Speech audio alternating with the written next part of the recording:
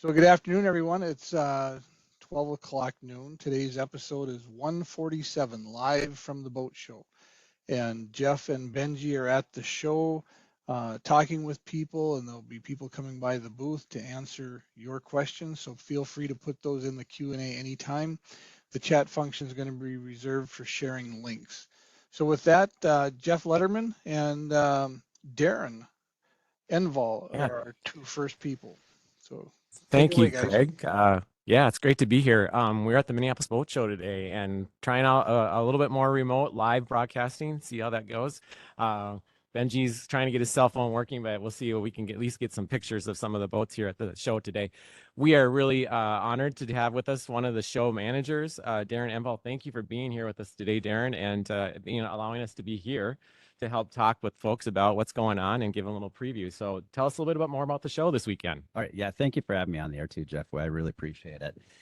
Talking about something that's a lot of fun, spring and boating. We have at the Discover Boating Minneapolis Boat Show in partnership with Progressive, we have everything that is related to the marine industry in under one roof, 400,000 square feet of marine related products. Everything for boating, everything from stand-up paddleboards, kayaks, personal watercraft, fishing boats, pontoons, wake boats, cruisers, everything that you can think of. Yeah, we're at the Minneapolis Convention Center, and it's this weekend, right? What are the hours and times and days? Starts tomorrow, right? It does. I would recommend visiting MinneapolisBoatShow.com. Has all the important information on the show, including you can pre-purchase your tickets. It's a $2 discount purchasing the tickets online, Okay. so it's a $13, so $2 savings. Gives you all the show hours. So we open tomorrow, Thursday, at 2 p.m. and Okay. we'll go to 8 p.m. Excellent. And there's a lot of boats. So that convention hall, how many feet or whatever did you say it was? The show is 400,000 square Wow. feet.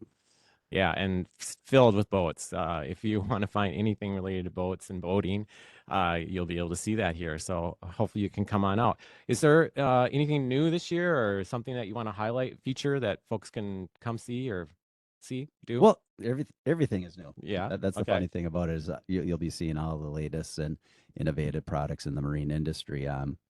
We have all the major outboard engine manufacturers on site. So you got Honda, Suzuki, Yamaha, Mercury, BRP. So it's kind of nice to see all the innovations with the outboard engines and how much more efficient they are when you think of just over the past few years. I mean, they're much quieter, much more efficient, better for the environment. Yeah, which, we're the Minnesota Outdoor Skills and Stewardship Series. It's really important for us about that stewardship piece to learn about some of these environmental benefits. Engines are getting much more efficient, burning cleaner, just really good, less, I remember the old days with mixing your gas and your oil and spilling, and you don't have to change oil very often. And there's just so many improvements that happen with these engines these days. It's really great to see all those improvements, and you can talk to folks about all that stuff here at the show. Yeah, you think of going from the two-stroke outboard engine to what is now the four-stroke, so it's much, again, cleaner, more efficient, better for the environment. Yeah, don't need to mix that oil and built-in tanks, and yeah, it's really nice. Yeah, so do you have seminars going on, some demos or? We do. We have Fred's Shed. It's for DIY people. There are a lot of people that took up boating during COVID, so it's kind of nice that we're presenting Fred's Shed. It has two technicians. They talk about everything from the basics, that things that maybe you can do, or things that you should learn to do. Some of the simple maintenance stuff. Yeah. We also even go over a little bit of the rules of the waterway, including you had to take out your the bilge and bilge, yeah. make sure you take out your live well plugs and stuff like that. And we can really talk a little bit with our safety folks about that too. Darren's trying to keep the show. No, what I'm talking about is I just saw somebody, a good representative from Yamaha and Skeeter. Oh yeah, okay. Yeah, so I mean, you think of some companies that are really innovative. You think of Yamaha and Skeeter. So okay, it'd be nice to if you could jump on and talk with us. That would be great. Yeah, about the latest. And I know that they've done recently some Yamaha specifically has done some outboard engine new releases, as have the other ones. I know Honda had a new V8 released in October. Okay. Mercury has some new engines, as well as Suzuki. So you see some people here, they're on the cutting edge of the innovation, and so Yeah. maybe we'll be able to get him online Okay. to talk about That would be some awesome. stuff. Now, there's a lot of different boat dealers here, right? So Right. folks from all across the state, right? In the region? I would say it's mostly local. Okay, It's metro area. metro area, Okay. or dealers that are able to sell in this market, Okay. because there are some manufacturers that have protection where it's at. So Okay. but there are some dock company here too from where you would be boating. We have the manufacturers, which is really important because that's where you can get a lot of the information on it. So not only is it the marine dealers exhibiting in the show, but we have a lot of manufacturers, including like a lot of the fishing boat manufacturers are on site, as well as pontoon manufacturers. You could buy a boat here this weekend, right? I see some of their business folks here all set up with office spaces to talk about your purchase and do all the paperwork, probably. Yeah, the boat show is a little bit different than some of the other consumer shows. The boat show is actually something that you can purchase on here. So there's a lot of boat show incentives. There's information on financing and insurance. So really a great place to not only shop and compare different lines, but also gives you information on financing and insurance. Okay. Good. Anything else you want to add? No, I just encourage people to come on out. It's cold outside, but it's 70 degrees inside the Minneapolis Convention Center. Again, visit minneapolisboatshow.com for all the information on it. Parking is easy. Yeah, I was just gonna spots right around the convention center. You don't even have to walk outside. Skyway system. It's Yeah. all connected. So we have, and I just visit minneapolisboatshow.com, find out about the parking around the facility, find out all the features that are going on. We have live music Thursday through Sunday, so it's just a lot of fun, a great atmosphere. And there's food service, right? Food service at the concession stands, as well as we do have a lifestyle feature. It's the land of 10,000 lakes. A little bit of a different menu off of the concession stand. So sit back, listen to some live music, and relax. Nice. All right. Well, thank you for joining us today. This weekend is the Minneapolis Boat Show, Thursday through Sunday. So stop on down and find yourself a new boat. Thanks for joining us, Darren. Yep. Thank you, Jeff. Appreciate it. Well, we're going to transition here. Unless you're ready to go, you want to come in and talk about boats? Excellent. Come on down. We have a special guest. Oh, good. How are you? Benji, I can hear you. You can hear me. I can hear you, Yeah. yes. Okay. We have a special guest actually who's going to join us to talk about some of the different boats. So you want to just step right up to the microphone there and introduce yourself and tell us what you do. Hi, my name is Joe Carlson, and I work for Skeeter Boats, and I'm the district sales manager for this part of the world. Okay, so one of the many different organizations and dealers that are here this week. What's new in your world with boats and boating in 2024? We have a new model here, actually, that we are applying for the Innovation Award, the NMMA Innovation Award as well. So okay, the Skeeter WXR 2060, we have it in booth number 101A. Okay, we're right next to Yamaha, who has some exciting new stuff to show here at the show as well. They're going to introduce tonight.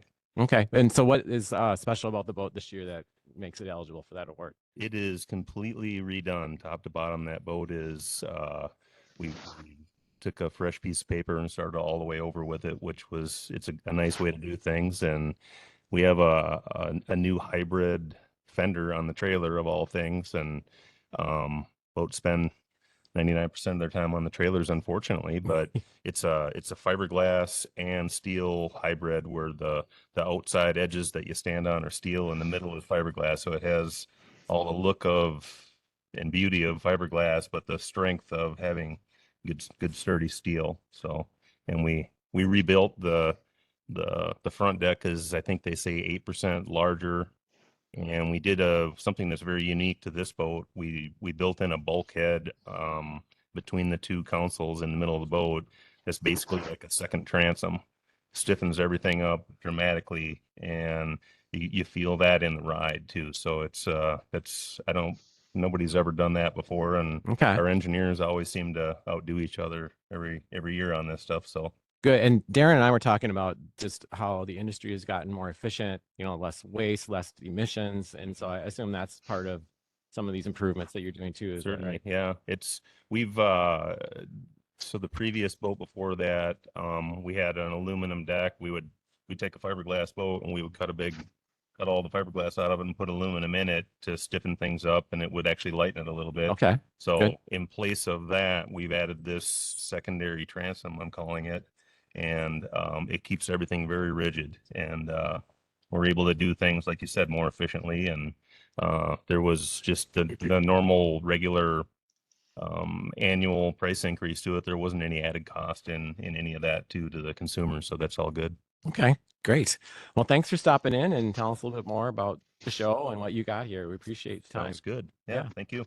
Good.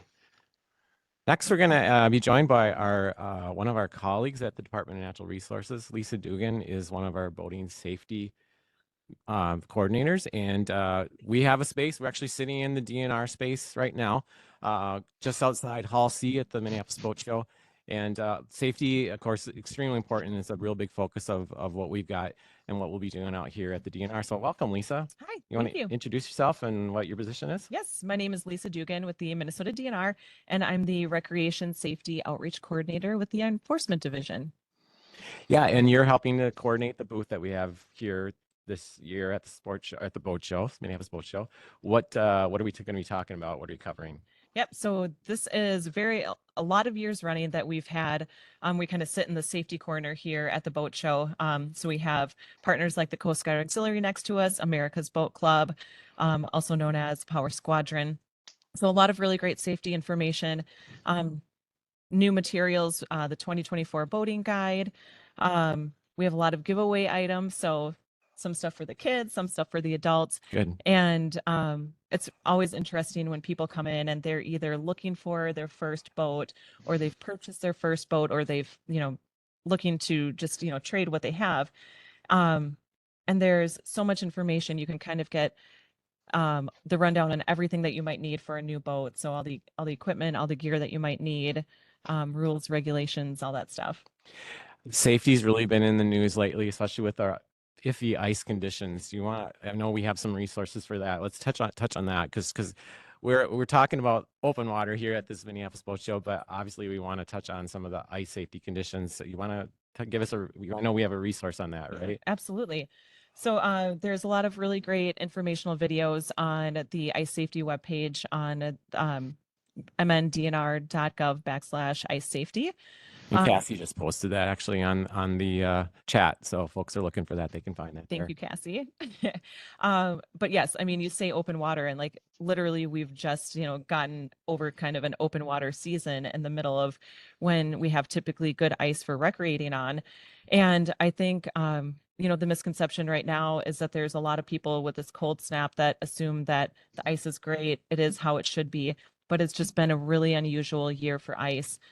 So even with this, colder temperatures that we've had right now, still be very vigilant about checking the ice for yourself, making sure that conditions are okay. There should be at least 4 inches of new clear ice before stepping foot.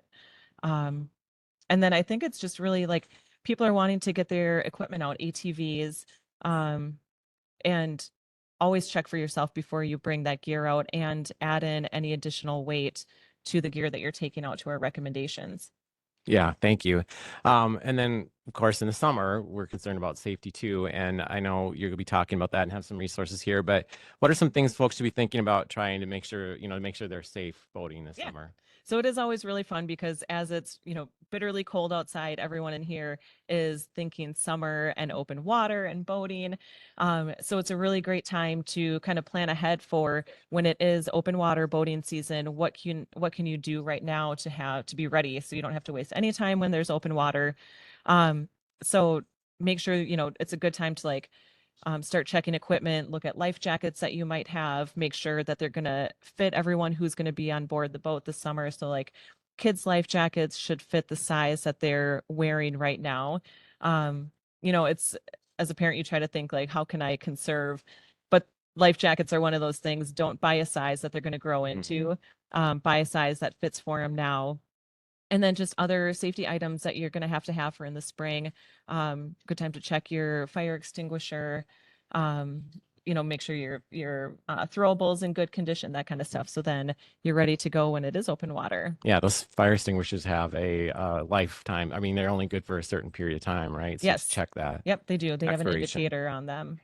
Okay, Yeah. good. Yeah, and so also you help, I know, work with some of the training programs that we have for boat operating, right? Boat safety and Yep. So there's and typically as we get into the spring, there's during National Safe Boating Week, there's a discount that we extend for people who take the online education class going into the spring, so that again you're ready for it when the boating season is here in open water. now's the time to get on those classes, Get those right? classes done. So Yeah. if you have, kids that are going to be in that range where they can start operating the boat, take the class. If you're, whether you're a new boater or a veteran boater, the class is really great to take just to make sure you're staying up on any new regulations. And there's also a free paddle sports class that you can take online Okay. as well. So that's, again, free to take. Paddling has increased. It's one of the biggest growing sports for people on the water. So a lot of people have paddlecraft. It's a great intro to boating. It's an easy way for people to get into boating. So if you're curious about paddle sports, stand-up paddle boards, kayaks, canoes, check out that free course. And there's a lot of really great information on there. It's kind of fun to take them. Good. I'm going to put you on the spot. Do you know, can we remind us what ages that youth need to start taking Yep. some of those classes? So they can start taking them at 12. So it's 12 Okay. through 17. And then depending on the size of the boat that you're out on, if you need to have a parent there, Okay. or have your safety certificate. And all that information's on our website. It is all online as well. Yeah. Good. And then this month is carbon monoxide month. Yes. What does that have to do with boating? Yeah. So Carbon Monoxide Awareness Month is, I think it's good to talk about now during, ice fishing season when people are out in their fish houses, and again in boating as well. But for those folks who are in enclosed fish houses, it's a great idea to have a carbon monoxide detector. Same with if you have an enclosed space in your Cabin or boat. something, Yep, yeah. a cabin in your boat to have a carbon monoxide detector. It's one of those things. It's preventable. So the more that you know about it, you can prevent it, keep yourself and your family safe. It's carbon monoxide poisoning and it's colorless, odorless. Typically people don't know. You get symptoms like having a headache or nausea, which you can sometimes associate with just being on a boat and in the conditions that it's Yeah, easy to say, seasickness. Yeah. like it might be seasickness, but if you keep it in the back of your head that it might be something more, just to have that awareness. Yeah, good reminder. We have those links too, I know, for some of those resources that Cassie's put on the chat. So thank you for stopping by. Anything else you want to add? I don't think so. That's, I hope if folks are out, come and say hi. We've got a lot of really great information here. Stop by our booth here at the Minneapolis Boat Show. Thanks a lot, Thank Lisa. you. Yep. Arnaud, I think we're going to have one of our conservation officer, Hashavis, join us right now. Thanks for coming by. Benji is actually on remote on his phone, and I think we can see the brand new Sheriff Ice Rescue boat. Can you tell us a little bit about that? Yeah, the sheriff department. I believe this is Hennepin County's boat Okay. right here. They try and keep their airboats updated because they actually get quite a bit of use out of them especially in the winter time, but also during low water and during floods. But this smaller version right here is mostly an ice rescue style airboat. Is kind of what their usage will be for it. And this is the new model they have to replace what they had before. So this is right around the corner from the DNR booth here. You can see this on display during the boat show. Obviously, this can go over ice then, right? Is that, or can where there's real weak ice conditions, the airboat part of it allows that to be able to do that, right? And make rescues. Yeah, it goes through the ice, and then especially during when you just got skim ice or something, then it can go transition between water and ice, which is really nice when you've got kind of those in between transition periods, which is also when people are most likely to go through the ice in the first place. So it could do water and ice, and is very good at transitioning between both on the fly. Yeah, and we unfortunately have had a lot of those conditions for the last several weeks Yes. across a big part of the state. So Yep, they've been getting used this year. yeah, that's unfortunate. But yeah, people just need to be careful and pay attention to what the ice conditions are. Hopefully we'll have some better conditions here now. But yeah, it's pretty cool. I'm going to ask you a question about your job. What kind of, day to day, where are you based out of? What's your location? I'm West Metro. Okay.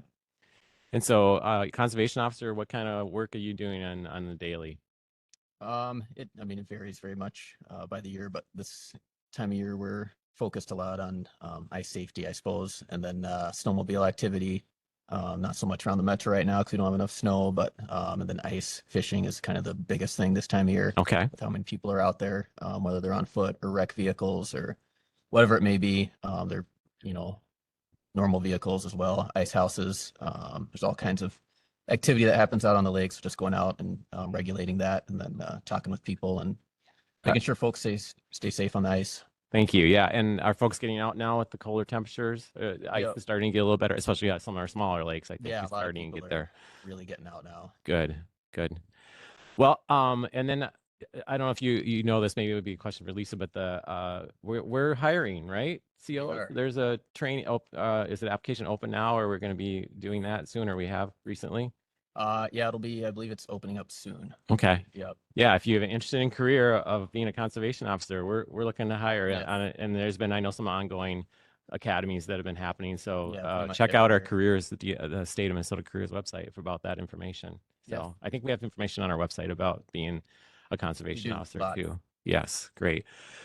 All right, thanks Hey, for Jeff. joining us, Arno. Oh yes, I can hear you, Benji. I had to point out something kind of cool I saw on this boat because most boats don't have a brake, right?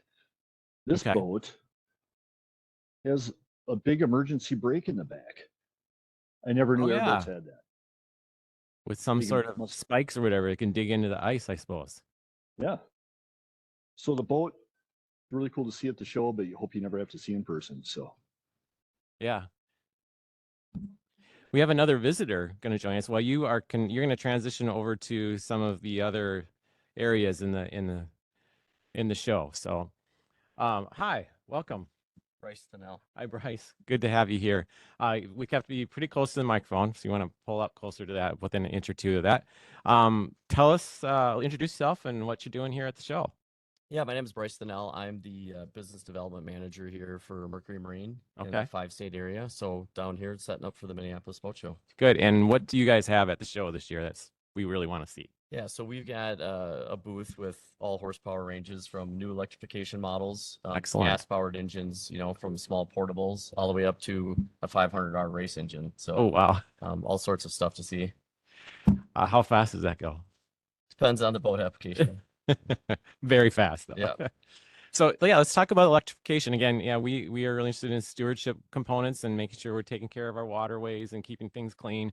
What's new or what's the latest with electrification? Yeah, so we have more models. We've been introducing electrification models for launch last year at the Miami Boat Show. So our first model was a 7.5, which is essentially about a 1 horsepower engine that is configured in a tiller or remote application.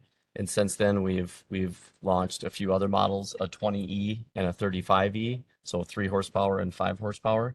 And again, those are available in a tiller or remote application. So just on the lines of adding more electrification models. So when you say 3 to 5 horsepower, it's equivalent in amount of horsepower, gas and acceleration. Some speed, variant, depending on boat application, of course, and then acceleration standpoint. How about charging and battery situation? What do they use or how do they work? Yeah, so we have our own battery systems. The 7.5 is unique. It has the battery fits inside the power unit and can be removed. We've got a standard charging system that would be more of a trickle charge. It would be a day to overnight charging. Similar to what you already use probably if you have an electric trolling motor or something. And then we have fast charging systems as well. So. And but the one has the removable battery that you could take in your house and charge it, I assume, or something like that. It just lifts straight out of the unit. And what's the usual charge time on that? It would be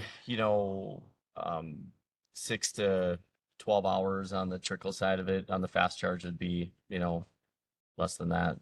Do folks typically then have like 2 batteries potentially, or are they so like cost prohibitive that you wouldn't maybe be able to do that? Yep. So the larger models, the 20E and the 35E, that they can be ran with a single battery, or Okay. you can have up to 4 batteries. Okay. And essentially, you're just extending your runtime with those batteries. Excellent. So What do you think the future is? I mean, it sounds like you're continuing to expand the offerings in Yeah. that area. I assume other manufacturers are doing the same. yeah, our long-term plan would be to continue to expand in electrification. Obviously, the capacities of the batteries are a big part of it, cost and weight and stuff like that. But the initial plan is low voltage, lower speed, Sure. with some gradual, increases that, as time goes on, when the cost and the weight and the technology kind of matches all around it. So we do have over in our booth, Is that your booth there?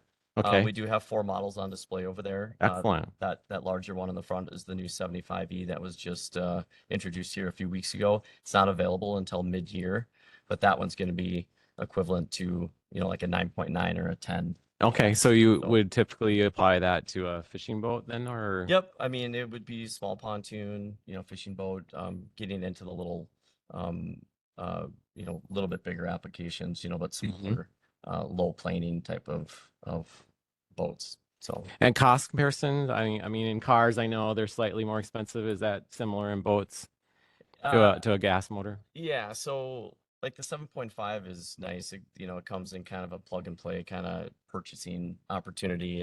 It's like $3,500 on the retail side for the battery and the engine. And then Oh, as you get up into the larger ones, you add capacity with batteries, which yeah.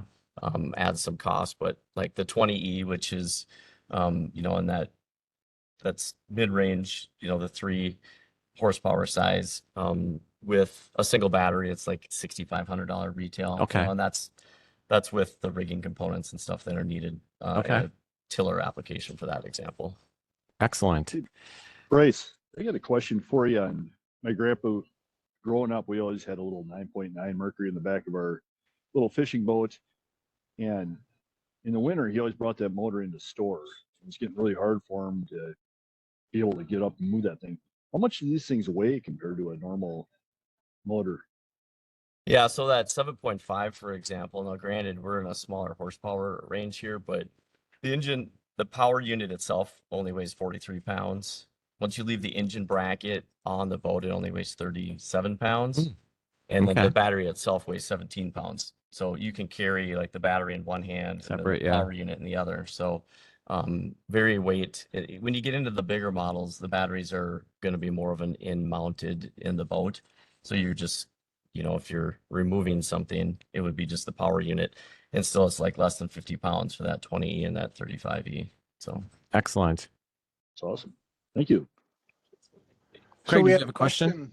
Yeah. on the electric motors. I think you covered the status really well that Josh had asked about, but he also asked how fast are they able to go? Good question. yeah, so obviously depending on the boat application, we've got some examples of a product out there. It's called Veers, the boat, VEER. And, from a planing standpoint, you can get up to, I've got some stats here on the speed of these.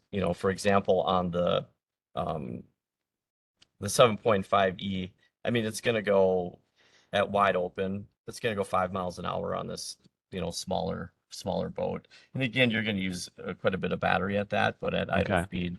But you get into the larger models, and from a speed standpoint, you get up to, 7.1. Again, that's on a that Veer V13 boat. So again, you're using a lot of battery. You get about an hour's worth of battery when you're going wide open, but you'll get 4.6 of runtime at 4.5 miles an hour. So Yeah, and it's like my boat, which I have a really nice fishing boat that I have 115 horse on it, and I Okay. get to the lake, and usually the best fishing is right by the axis anyway. for sure. And I go about 30 seconds, pull off my electric trolling motor, Yeah. and start fishing, and that's about the end of my Well, that's what big these. big motor. And so these are perfect for Yep, some of the these are small lake, perfect. small lakes across the state of Minnesota. Yeah. Yep. So, and then I actually have an electric car, hybrid electric car too, and it's I've had it a long time. It's a 2013, and it's been awesome. And one of the best things I assume it applies this to is the maintenance situation, right? Very low maintenance. Very low maintenance. You don't have oil changes. You don't have gear lube you need to change, spark plugs. So you're literally no maintenance on the product. Yeah, it's really exciting to see all these progression of these electric options. And once again, in our Mercury booth, 1502B, all the models are on display over there, but you can see that the engine configuration is of a traditional outboard look. So that was a big part of the design. Is I suppose, yeah, traditional. Yeah. So. All right. Anything else? Nope, that's it. Okay, Jeff, Bryce, thank you very much. Thanks Really for appreciate it. Oh, did you have something, Benji? Yeah, I was just Or kind of Craig? curious, and being in the metro area here with lots of city lakes that don't allow motors on it, is this a good way to access those lakes, or electric motors going to be a benefit for those people that live in the city and want to go on Calhoun or some of these lakes that are failing here in St. Paul that don't allow absolutely. motors? Gas motors, yeah. Yeah, the ice restricted lakes that are in the area. This is exactly what the purpose of this. Yeah, so you can't use a gas motor, but you can use these electric motors. Yep. Excellent. Yeah, great option. Okay. Thanks for stopping by. Thank you. Benji, you I got sounds one like more you're- that just popped in. Okay. Jeff. Bryce Got- left, but we can handle it, maybe. Mike said, I have a 10-foot portaboat. What's the smallest battery powered motor that will power it? Thanks. Yeah, Bryce. Yeah, we've got a question for you. He's coming back. Okay. You have to repeat your question. Go ahead, Craig. Is he wired up? Yep. So Mike wants to know, I have a 10-foot portaboat. What is the smallest battery powered motor that will power it? Thanks. Yeah, so the 7.5 model would be the smallest one that we have. So it's probably not going to do a whole lot from a planing standpoint, but definitely would move it, Get you around the lake. Get you around the lake, yeah. Okay. And there's a lot of trolling motors. Mercury still make electric trolling motors too, or in partnership with any other? Motor Guide. With Motor Guide, Yep. yeah. Yep. Yep. So there's a lot of those options out there for both that Yep, size too. absolutely. So bow mount, stern mount, whatever you want. So good question. Okay. Thanks, Bryce. Thank you. Benji, you are, I think are moving over to one of the other displays or booths. Can you hear me? Yeah. Yep, I can hear Okay. you. I was just, is Bob there to talk about the e-propulsion motors? No. Oh, maybe. Were you going to join us? Are you Bob? Come on down. Yes, he is here. Good job. Awesome. I'm standing over here in the North The Star headset pontoons on with and Derek too, and be they run an inch or two away from the microphone. Bob's He's e-propulsion getting motors on his, some of their pontoons. hold on a second. He's getting his ear headphones on. I think we're all set. Yep, think we're good. Oh, why don't you introduce yourself first? I am Bob Davidson, the owner and founder of St. Croix Watercraft.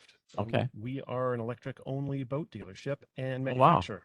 Yeah, we've just been spending a lot of time talking about electric, and it looks like Benji's at your display area. Is that right? Yeah, that's right. Yeah. Tell us what we're seeing here. So right now you're seeing the two pontoons we brought to the show.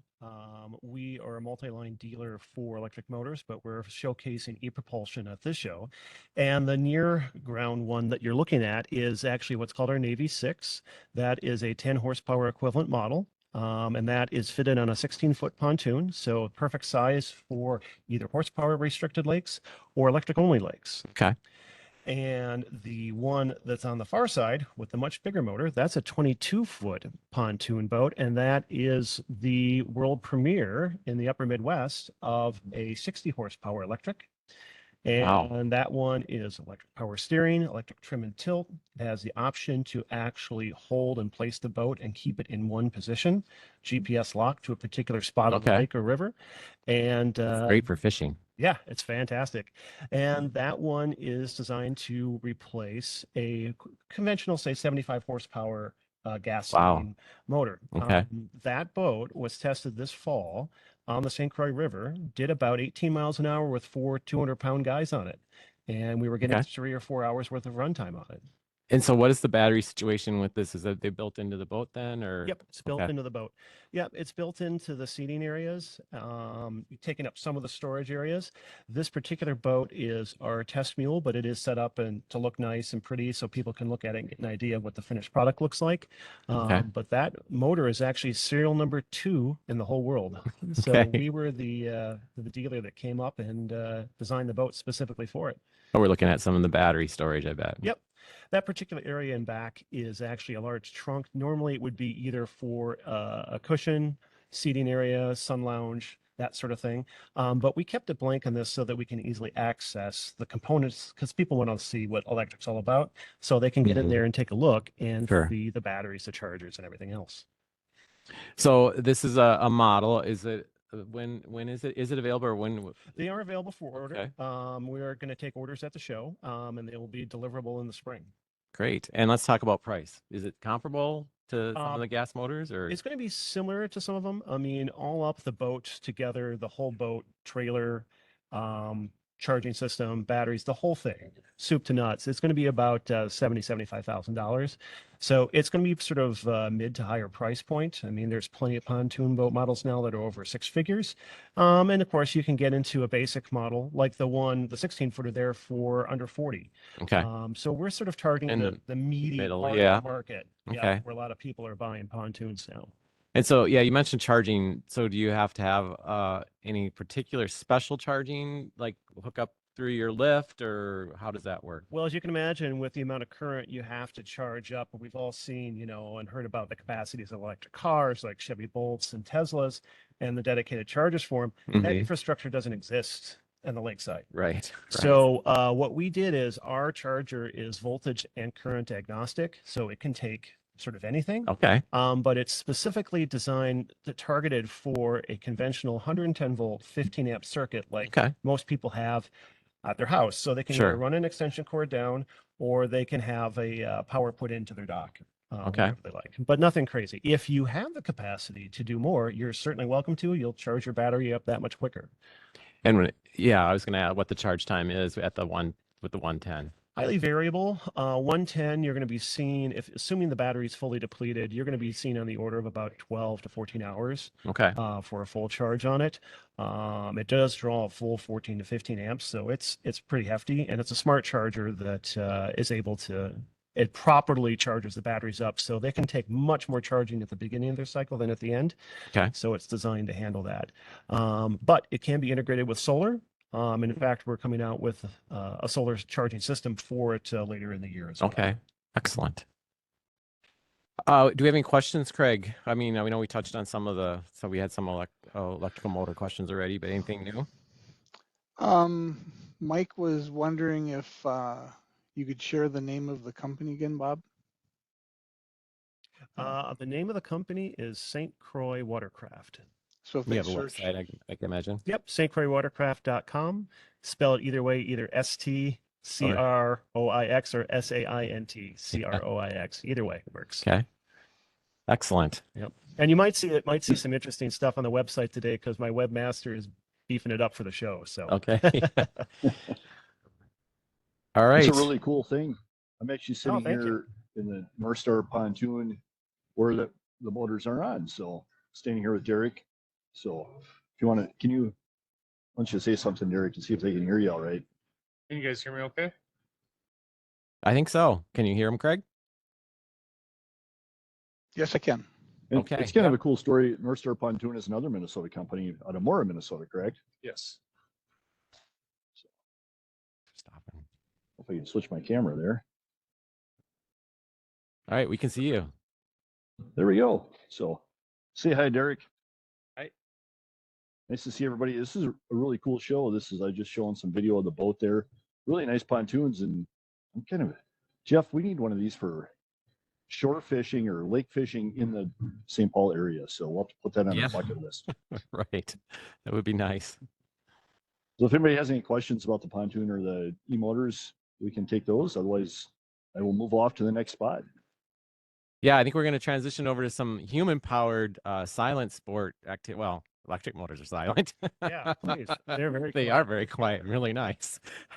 But human-powered options with kayaks. I know there's at the show there's a kayak dealer, retailer, and then we have one of our Minnesota-based manufacturers, Paddle North, is here at the show today too. So Benji's going to venture over some of those spots and take a look at what they got to offer. Thanks, Bob. Appreciate you stopping by. Yeah, I was talking about electric motors that it's just amazing what they can do now, especially with trolling motors. If folks haven't tried out some of the new trolling motors with the spot lock and the GPS and all the stuff that they have now, it's amazing. I just got one last summer for our pontoon to be able to take the pontoon and fish out of the pontoon, which works really good on our small lake to be able to lock in on a spot when you're cruising along and fish hard for when you catch fish. So it's a really good option, and there's a lot of those things here at the show this weekend too. We are gonna whenever you're ready, Benji. I know he's hiking across.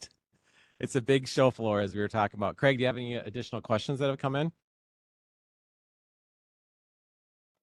We had a question on the industry. What are they doing to prevent the spread of aquatic invasive species?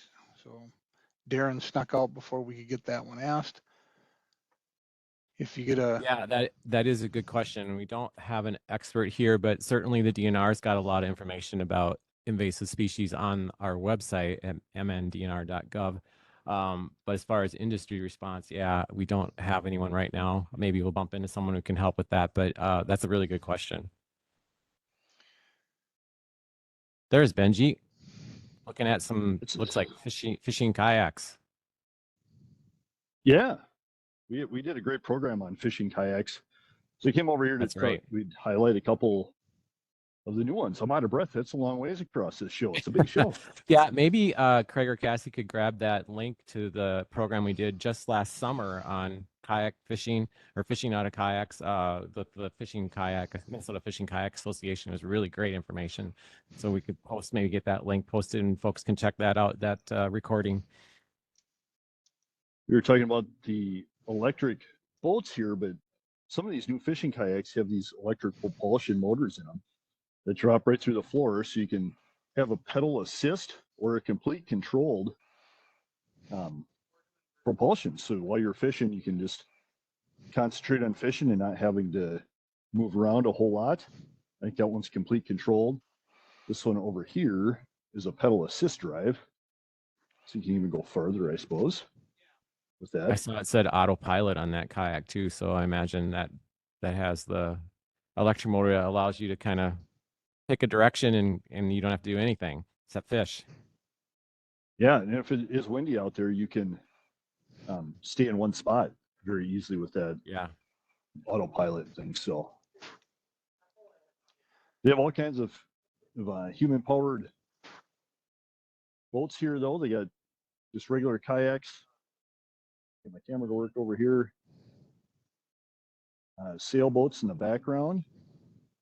And this is High Tempos display, is that right? Booth? Yes, this is High Tempos, and unfortunately, we weren't able to meet anybody here to come talk about it too much, but I thought this was kind of a neat kayak here. They have an outrigger on it for sailing. So all kinds of fun and new stuff here at the boat show, which is part of the reason we all come here, right? See all the new gadgets. High Tempo is, again, a Minnesota retailer in White Bear Lake, my old stomping ground, so not too far away. If you like what you see, you can stop by and check and talk to them. Anita just probably like this one, Jeff. Go ahead, Craig. I know you're a biker, Jeff, but there's a biking board, a SUP that has pedals on it. Oh, so you can stand up and bike. Wow. Sure enough, looks like an exercise bike would be on the water. Pretty nice. Yeah. So Anita had a question. How does the motor keep the boat in the same place? I think Benji touched upon it just a second ago there. Yeah, I know one of the manufacturers or retailers or manufacturers uses what's called spot lock, and so it's actually GPS based. So when you hit the lock, it locks in on that GPS, and the motor adjusts to your location whatever direction the wind is pushing you, it will sense that it's moving off your spot and, give you the speed and direction to stay on that spot. It's pretty amazing and pretty cool. It's really great for fishing when you're out and you catch a fish and you're at the edge of some really great structure. You can stay right there at that spot and then be able to continue to cast in that same area where hopefully the fish are schooled up.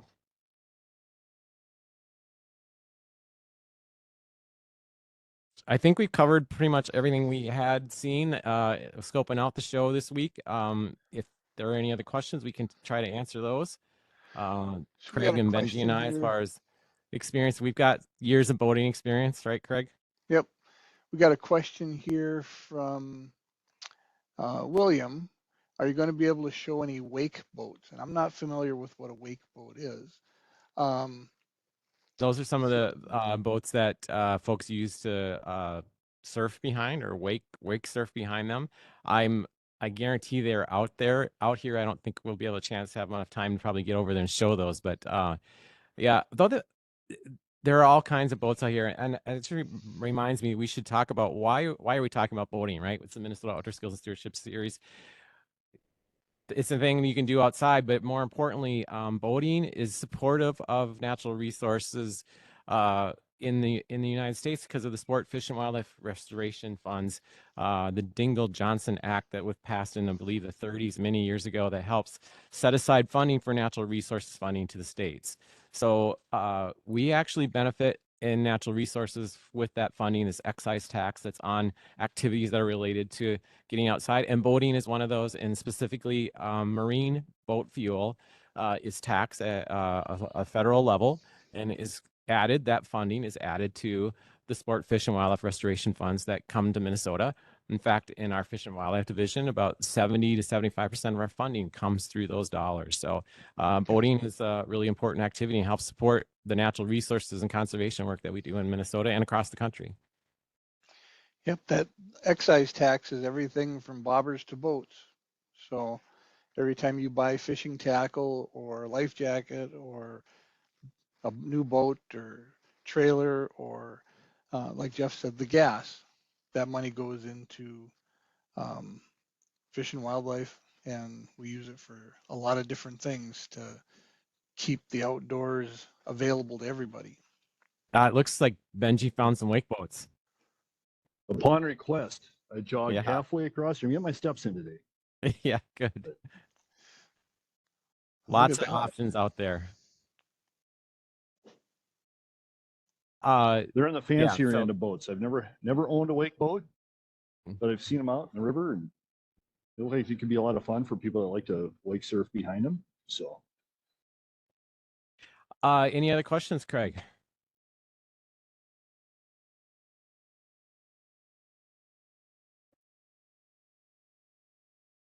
Hearing none, maybe Craig, you can review what's coming up on our moth programming here in the next couple of weeks. So episode 148 is going to be on the fish art contest, and next week, practice this afternoon. And then 149 is going to be a podcast on the DNR and the wolf, and gain a little bit more insight on what the state does to help manage that species. So we're looking forward to that one too. But yeah, there's so no other questions that have come in. Oh, go to mndnr.gov/discover. You can get registered for all of our upcoming programming.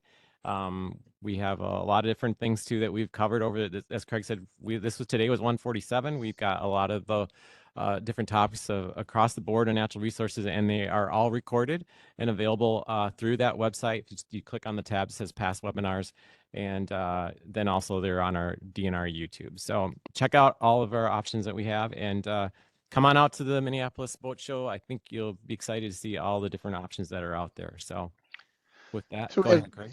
Had a couple new questions. Anita wants to know if using electric motors, will that disturb nesting and sensitive shoreline areas? Do they still cast a wake like a gas powered?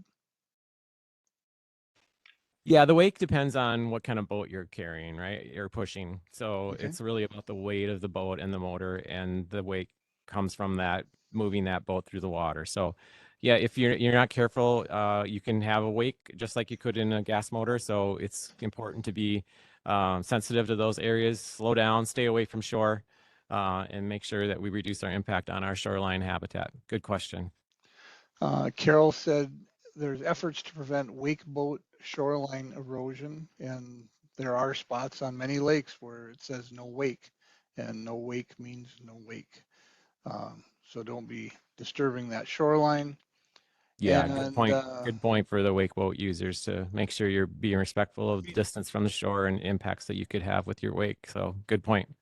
one of our favorite viewers, Janine, had a comment that Project Wet water education benefits from boat and rec money. Thanks, provide lots of resources for educators and students. And Gary said, any on top kayaks? Benji, are you close to a kayak?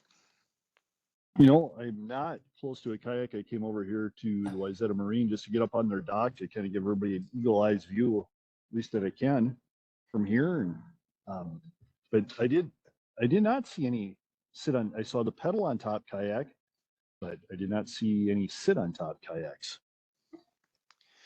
Okay. And then Carol said, how would you go about getting your shoreline posted as no wake? Is that a sign that you can just put in the shoreline in front of your beach area? I do not know the answer to that question, but I would check in with your local CO. Yeah, the local CO or the DNR fisheries folks, especially if there's sensitive habitat, for fish spawning or whatever, they may have some information on that. And also your local watershed district or county watershed planners, county water offices also probably could tell you a little bit about that. Let's see if there's anything else. We could always remind people where we started in boating. Yeah. Yes, there's a little old history. Historic wooden boats here too, right behind us actually, or a little bit over. Look at those. Really beautiful. This one says, do you know if there's any seaplane representatives at the show? Seaplane bases and seaplane operations are greatly affected by boat traffic and wakes. Did you find any seaplanes out there, Benji? I did not see anybody from them from a seaplane base or anything. We don't have too many of them here in the metro area, but that seems to be our last question. Carol sent us a thank you.